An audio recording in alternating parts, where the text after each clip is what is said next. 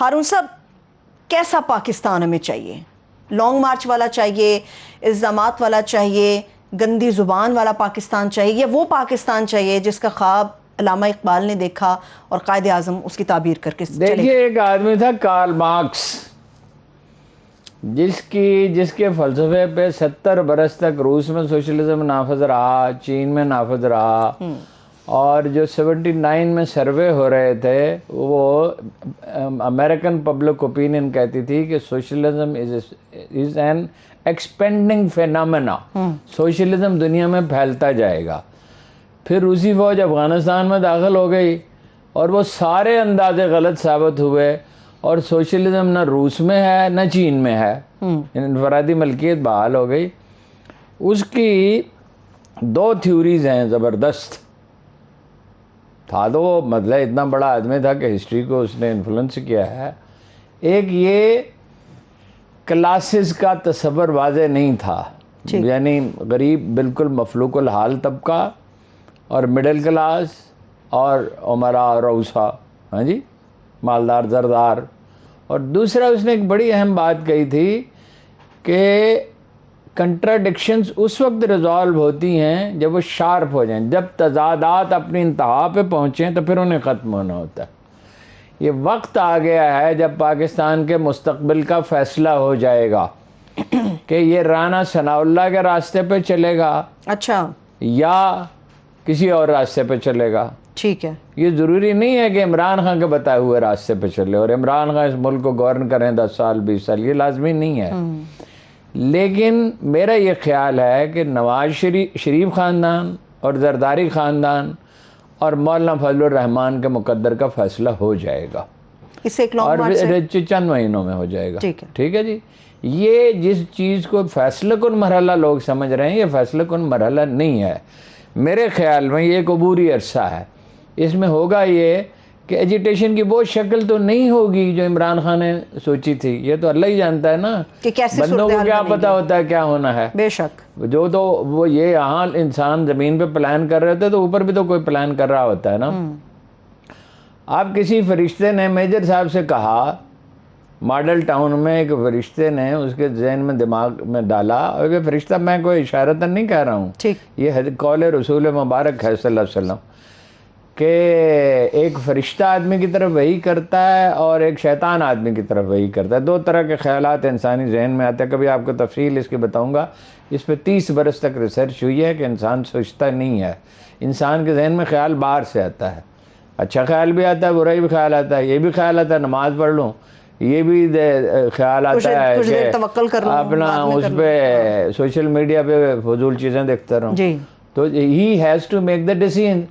اب میجر صاحب کے ذہن کو یہ بتایا گیا کہ یہ چور ہے، آپ کا گھر چوری، وہ تو دوسری منزل، خیال نے بتایا کہ یہ اس ذہن میں جو خیال ڈالا گیا ہے نا، وہ خود تھوڑی آدمی سوچتا ہے۔ انہوں نے گولی چلا دی، وہ مر گیا، ہیں جی۔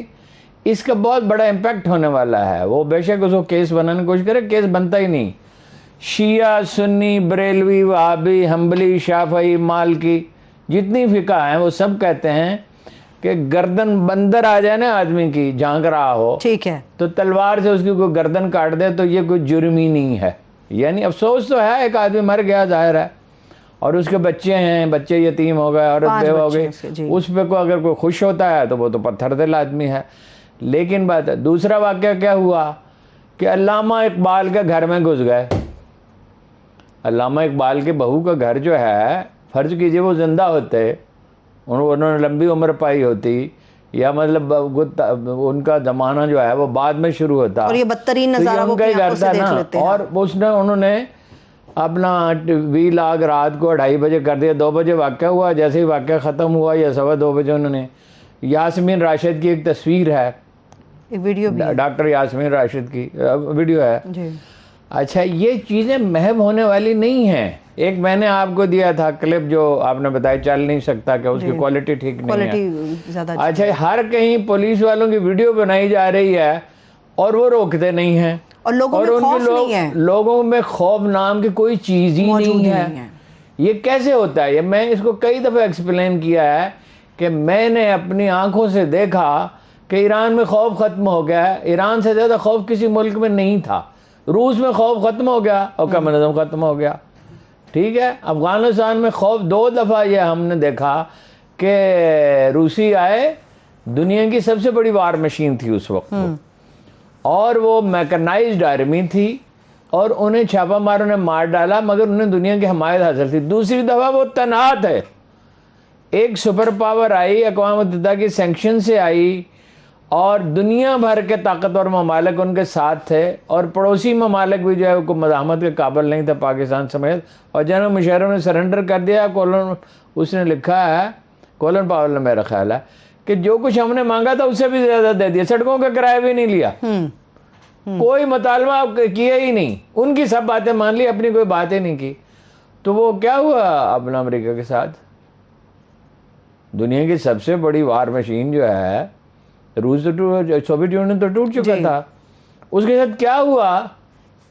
وہ پیدل چلنے والے 20-25-30 کلومیٹر روز پیدل چلنے والے چھاپا ماروں نے اسے ہرا دیا, اور قصہ پاک ہو گیا. صحیح. تو یہ جو ہے جو خوف دلوں سے نکل گیا, صرف اس کی ایجیٹیشن کی شکل بدل گئی ہے. اب شہروں میں مظاہرے ہوں گے, اور 1-2 دن آپ کو ایسا لگے گا کہ یہ کمزور پڑ گئے ہیں. بات یہ ہے رانا ثناء اللہ صاحب جنرل ڈائر نہیں بن سکتے, ان کا خیال ہے کہ وہ بن سکتے. میں ان کا خیال وہ جو محترمہ مریم نے کہا کہ ان کو پتا ہونا چاہیے تھا کہ ملک کا وزیر داخلہ اس وقت کون ہے. مریم صاحبہ کو یہ پتا ہونا چاہیے کہ اس دنیا کا ایک مالک ہے جس نے اسے پیدا کیا ہے, جس کی مرضی کے بغیر پتا ہلتا نہیں ہے. یہ فیصلہ اس نے کرنا ہے جو اس دنیا کا مالک ہے. دل کس طرف جھکتے ہیں یہ فیصلے آسمانوں پہ ہوتے ہیں, زمین پہ بلا شبہ, بلا شبہ. اب مرحلہ وار آتے ہیں, لانگ مارچ. تھوڑی دیر باقی رہ گئی یار, 25 تاریخ کے شروع ہونے میں لانگ مارچ شروع ہو جائے گا. مجھے یہ بتائیے, ایک الزام گورنمنٹ یہ لگا رہی ہے کہ ان لوگوں کے پاس اسلحہ ہے, ڈنڈے ہیں, آنسو گیس کے 15,000 سے زائد ان کے پاس شیل ہیں, یہ ایک خونی لانگ مارچ بنانا چاہتے ہیں. کیا واقعی ایسی صورتحال ہے؟ بات یہ ہے کہ وہ اس نے تو بار بار کہا کہ کوئی تشدد نہیں ہوگا, پرامن ہوگا. ٹھیک ہے, اسلحہ اگر مجھے نہیں پتا اسلحہ ہے یا نہیں ہے, کیونکہ جو سیاستدان ہیں وہ اتنا ہولناک مبالغہ کرتے ہیں, اس میں وقت چاہیے ہوتا ہے تحقیق کرنے کے لیے. اب میں کہاں سے تحقیق کروں اس کی کہ ان کے پاس اسلحہ ہے یا نہیں ہے. دوسری بات یہ ہے کہ وہ تو جسٹس ناصرہ اقبال کے بارے میں کہہ رہے ہیں کہ ہم وہاں اسلحہ لینے کے لیے گئے تھے, اور گیٹ توڑ کے گئے. جسٹس ناصرہ اقبال کی 3 نسلوں کو میں جانتا ہوں. علامہ اقبال کو بھی میں جانتا ہوں. میں آپ کو یہ بتا سکتا ہوں کہ اگر اس وقت اقبال زندہ ہوتے, اس لیے نہیں کہ میں کو بڑا عالم فاضل ہوں, مگر میں نے ان کے بارے میں ساری زندگی پڑھا ہے, 40 سال گزر گئے مجھے علامہ اقبال کے بارے میں پڑھتے ہوئے. تو ڈاکٹر صاحب بکرا ذبح ہوتے ہوئے تو دیکھ نہیں سکتے تھے. جاوید اقبال صاحب کی بات آپ کر رہے ہیں. علامہ اقبال بھی, جاوید اقبال بھی بیٹے کو بھیجتے تھے بکرا ذبح ہوتے ہوئے دیکھو, وہ بھی نہیں دیکھنا چاہتا تھا. اس ولید اقبال کو بھی میں جانتا ہوں. جسٹس ناصرہ اقبال صاحبہ سے کی خدمت میں بھی حاضر ہونے کا اتفاقاً موقع ملا.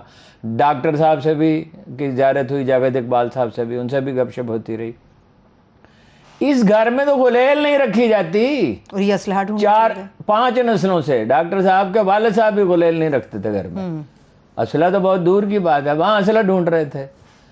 تو یہ اس کا مجھے نہیں پتا, جلوس میں کچھ لوگوں کے پاس اگر اسلحہ ہوگا تو ممکن نہ ہو, میں نہیں کہہ سکتا.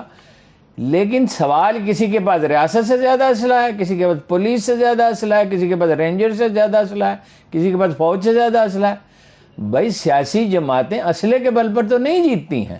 سیاسی جماعتیں حکومتوں کو شکست اگر دیتی ہیں تو سسٹینڈ ایجیٹیشن سے دیتی ہیں, ایسے ایجیٹیشن سے 77 میں جو جاری رہا دیر تک. ٹھیک ہے, اور وہی پیٹرن ہے ایک لحاظ سے, اس لیے کہ نواز شریف صاحب بھی یہی چاہتے ہیں اور مولانا فضل الرحمان بھی یہی چاہتے ہیں. اور یاد رکھیں یہ ہے کمبینیشن ایک الگ ہے, یعنی اس کے اندر رہتے ہوئے کہ مارشاء اللہ لگ جائے, مارشاء اللہ نہیں لگ سکتا. اچھا, یعنی کوشش ادھر سے ہو رہی ہے. بالکل واضح, اس میں ہمیں کوئی شبہ ہی نہیں ہے کہ یہ چاہتے ہیں کہ عمران خان سے جان چھوٹ جائے. چرچا اس بات کا ہے ہارون صاحب کہ یہ پوری جو ایجیٹیشن ہے یا پورا لانگ مارچ کا سینیریو وہ اس لیے ہے کیونکہ امریکہ نے سازش کی. ٹھیک, مگر CNN کو خان صاحب انٹرویو دیتے ہیں تو یہ بھی چرچا ہے کہ سازش کا لفظ جو ہے وہ استعمال نہیں کرتے, مداخلت کی بات کرتے. پھر پاکستان کے اندر میڈیا میں اس کو دکھایا کیوں نہیں گیا, یہ بھی سوالات اٹھ رہے ہیں. انہوں نے سازش کی بات کی, ضروری نہیں ہوتا کہ وہ لفظ استعمال کیا جائے. مثلا میں کہتا ہوں یہاں خالی بوتل پڑی ہو کہ یہ لے آؤ, ہاں جی, تو کہیں گے جی پانی تو اس نے مانگا ہی نہیں ہے, بوتل منگی. بھائی انہوں نے تو یہاں تک کہہ دیا کہ ڈونلڈ لو کو برطرف کرو. آپ اندازہ کریں کہ جیسے ایک ڈپٹی کمشنر کسی ملک کے وزیر اعظم سے کہے وہ اپنے وزیر داخلہ کو فارغ کرو, اس کو تمیز نہیں ہے, اس کو برطرف کرو.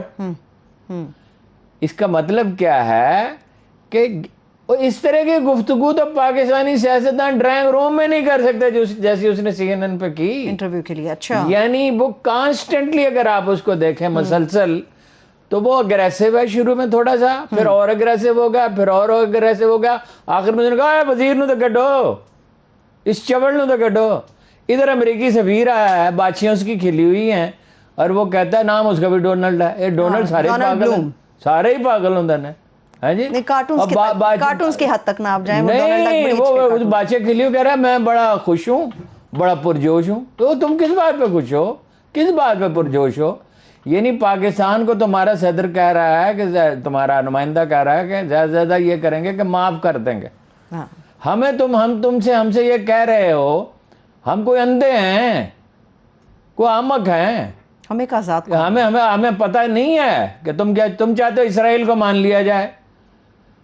بھائی اسرائیل کیسے پاکستانی پہنچ گئے وفد, اور ایک چینل پہ نمودار بھی ہو گئے, اور تم ہم سے کہتے ہو انڈیا کی بالادستی تسلیم کرو, اور تم کہتے ہیں اپنے اسٹریٹجک پارٹنر کو چائنا کو خدا حافظ کہو, اسے تعلقات محدود کرو, سی پیک کو محدود کرو, یعنی اپنی عبادت کا بندوبست جو ہے وہ ختم کر دو. اور ہم جانتے ہیں کہ آخر میں تم کہو گے کہ اپنا ایٹمی پروگرام منسوخ کر دیں اور یہ اتنے پیسے لے لیں, اور مطلب ایک سکم اور بھوٹان بن کے آپ رہیں, یا وہاں تک ہمیں رسائی دیں. یہ ان کے مطالبات, یہ ہم جانتے نہیں ہیں. تو یہ تو ہو نہیں سکتا, کوئی قوم اپنی آزادی سے تھوڑی دستبردار ہو سکتی ہے. تو یہ تو ابھی سچویشن, ابھی تو کھیل شروع ہوا ہے, کھیل شروع ہے بھائی, پارٹی نہیں ہے, یہ کھیل ہے. یہ تو کھیل شروع ہے. جب افغانستان میں روسی آئے تھے تو میں افغانستان پہ کام کر رہا تھا, تو 2-3 سال ہم لوگوں کے اتنے تانے سنے, وہ تسی پاگل ہو, وہ تم لوگوں کا دماغ چل گیا ہے, کبھی روس بھی واپس گیا ہے. تو ہم اس کا ہمیشہ ایک ہی جواب دیتے تھے کہ کبھی افغانستان بھی فتح ہوا ہے, ہارون رشید نہیں کر سکا. تو یہ کیا کریں گے؟ وہ جتنی تاریخ ہے تو ہم ان کو سناتے تھے ٹائن بی کا کال کہ میسوپوٹیمیا یعنی عراق میں, اور خراسان یعنی افغانستان میں. اب خراسان تو افغانستان ہی رہ گیا نا, باقی تو خراسان کے کریکٹرسٹک ختم ہو گئے. ویسے اپ ٹل ملتان پورے علاقے کو خراسان کہا جاتا تھا, اور ایران کا کچھ حصہ بھی شامل تھا. وہ اس میں تو اس نے ٹائن بی نے کہا یہاں قوموں کی قسمت کے ستارے ڈوب جاتے ہیں. بلیک ہول, اس نے کہا یہ بلیک ہول ہے. بلیک ہول ہوتا ہے جہاں ستارہ جب داخل ہوتا ہے تو وہ راکھ بن جاتا ہے. اچھا, تو یہ تو دیکھیے نا, یہ تو ابھی کھیل شروع ہوا ہے.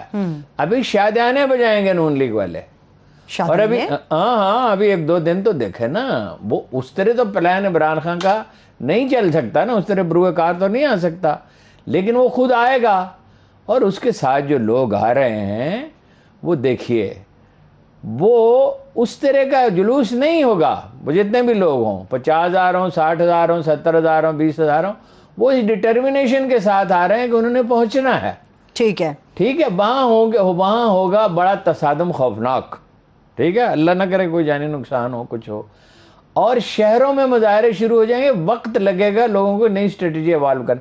آپ کا کیا خیال ہے, سمندر پار پاکستانی جو ہیں وہ خاموش بیٹھے رہیں گے؟ ٹائم تو لگے گا, رابطے کریں گے, اور ویکینڈ پہ زیادہ کر سکتے ہیں, وہ ظاہر ہے آبویسلی.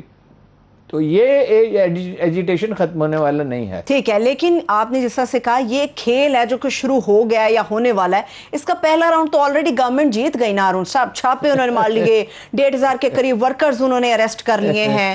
دم توڑتا جا رہا ہے یہ پورا لانگ مارچ کا جو ایک مومنٹم بنا رہے تھے. پہلا راؤنڈ گورنمنٹ جیت گئی, آپ مانیں؟ اچھا, کیسے مان لو, کوئی دلیل بھی ہو تو نا. بات یہ ہے, 1 منٹ ٹھہرے, جو پینک پیدا کرنا چاہتا تھا عمران خان، اور جو اس کو یعنی شہروں میں زندگی کا جو معمول ہے وہ معطل کرنا چاہتا تھا، معطل پہلا راؤنڈ تو وہ جیت گیا ہے.